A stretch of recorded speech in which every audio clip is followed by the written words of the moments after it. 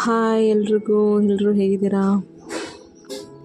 ಎಲ್ಲರೂ ಆರಾಮಾಗಿರಿ, ಆರೋಗ್ಯ ಚೆನ್ನಾಗಿ ನೋಡ್ಕೊಳ್ಳಿ ಅಂತ ಹೇಳ್ತಾ, ಇವತ್ತು ನಾನು ನಿಮ್ಮ ಹತ್ರ ಹಂಚ್ಕೋಬೇಕಂತಿರೋ ವಿಚಾರ ಏನು ಅನ್ನೋದ್ರ ಬಗ್ಗೆ ಹೇಳ್ತೀನಿ. ಅದಕ್ಕಿಂತ ಮುಂಚೆ ಯಾರೆಲ್ಲ ನನ್ನ ಚಾನಲ್ನ ಸಬ್ಸ್ಕ್ರೈಬ್ ಮಾಡ್ಕೊಂಡಿಲ್ಲ, ದಯವಿಟ್ಟು ಚಾನಲ್ನ ಸಬ್ಸ್ಕ್ರೈಬ್ ಮಾಡ್ಕೊಳ್ಳಿ.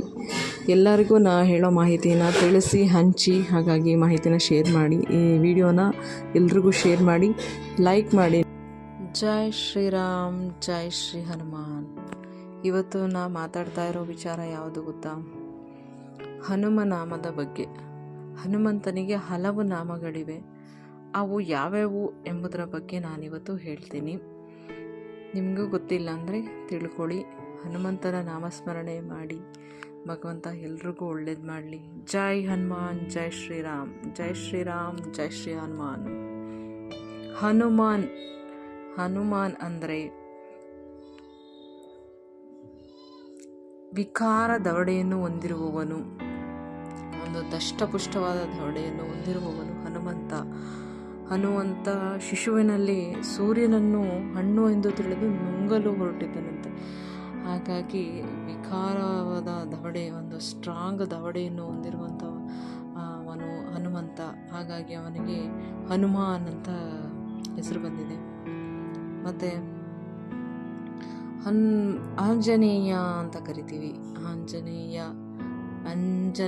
ದೇವಿಯ ಸುತ ಅಂಜನೇಯ ಸುತ, ಅಂಜನಾ ದೇವಿಯ ಪುತ್ರ ಆಂಜನೇಯ ಅಂತ ಕರಿತೀವಿ. ಕೇಸರಿ ನಂದನ,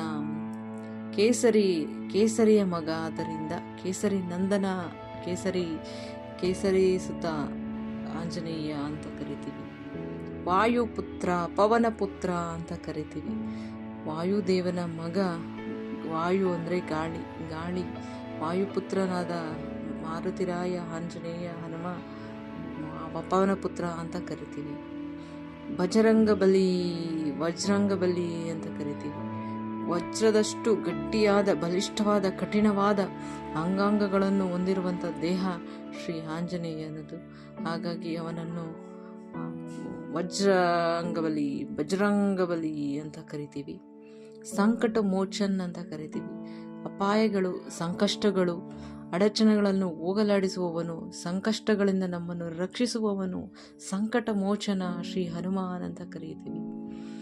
ಮಾರುತಿರಾಯ ಅಂತ ಕರಿತೀವಿ. ಮಾರುತನ ಮಗ.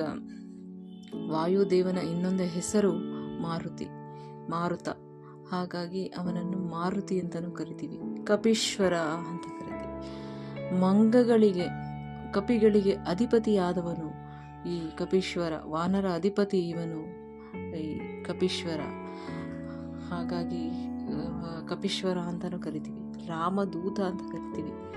ರಾಮನ ಸಂದೇಹವಾಹಕ ಶ್ರೀ ರಾಮದೂತ, ರಾಮನ ಸೇವಕ, ರಾಮನ ಪ್ರಿಯವಾದವನು ಈ ಹನುಮಂತ. ರಾಮದೂತ ಅಂತ ಕೂಡ ಕರಿತೀವಿ. ಮಹಾಕಾಯ ಅಂತ ಕರಿತೀವಿ. ದೈತ್ಯಕಾಯ. 3 ಲೋಕಗಳಿಗೂ ಅವನ ದೈತ್ಯ ರೂಪ ಅರಿವು ಇದೆ. ಪಾತಾಳಕ್ಕೂ ಇದೆ, ಭೂಲೋಕಕ್ಕೂ ಇದೆ, ಮತ್ತೆ ಆಕಾಶದ ಹತ್ರಕ್ಕೂ ಇದೆ. 3 ಲೋಕಗಳಿಗೂ ಈ ದೇಹದ ಆ ರೂಪ ಇರುವುದರಿಂದ ಮಹಾಕಾಯ ಅಂತ ಕರಿತೀವಿ. ವೀರ, ಮಹಾವೀರ, ಅತ್ಯಂತ ಶೂರ ಅಂತ ಕರಿತೀವಿ ಶ್ರೀ ಆಂಜನೇಯನ. ಮಹಾಬಲ ಅಂತ ಕರಿತೀವಿ. ಅತ್ಯಂತ ಬಲಿಷ್ಠವಾದ, ಬಲಶಾಲಿ ಶ್ರೀ ಹನುಮಾನ್ ಅಂತ ಕರಿತೀವಿ. ವಾನರ ಕುಲದಲ್ಲಿ ವಂಶಸ್ಥರು, ವಾನರ ತಿಲಕ ಇವನು, ವಾನರ ಅಧಿಪತಿ ಇವನು, ಶ್ರೀ ವಾನರ ಕುಲ ತಿಲಕ ಶ್ರೀ ಆಂಜನೇಯ ಅಂತ ಕರಿತೀವಿ. ಪಂಚಭಕ್ತ ಅಂತ ಕರಿತೀವಿ. ಪಂಚಮುಖ ಅಂತ ಕರಿತೀವಿ. ಹನುಮನಿಗೆ ಪಂಚಮುಖಗಳಿವೆ, ಹಾಗಾಗಿ ಪಂಚಮುಖ ಅಂತ ಕರಿತೀವಿ. ಮತ್ತೆ ಮುಖ್ಯ ಪ್ರಾಣ ಅಂತ ಕರಿತೀವಿ. ಮತ್ತೆ ಹನುಮನಿಗೆ ಪ್ರಾಣ ದೇವರು ಅಂತ ಕರಿತೀವಿ. ಆಂಜನೇಯನಿಗೆ ಚಿರಂಜೀವಿ ಅಂತ ಕರಿತೀವಿ. ಯಾಕೆಂದರೆ ಆಂಜನೇಯ ಚಿರಂಜೀವಿ. 8 ಜನ ಚಿರಂಜೀವರಲ್ಲಿ ಆಂಜನೇಯನು ಕೂಡ 2ನೇವರು. ಅವರು ಕೂಡ ಚಿರಂಜೀವಿ.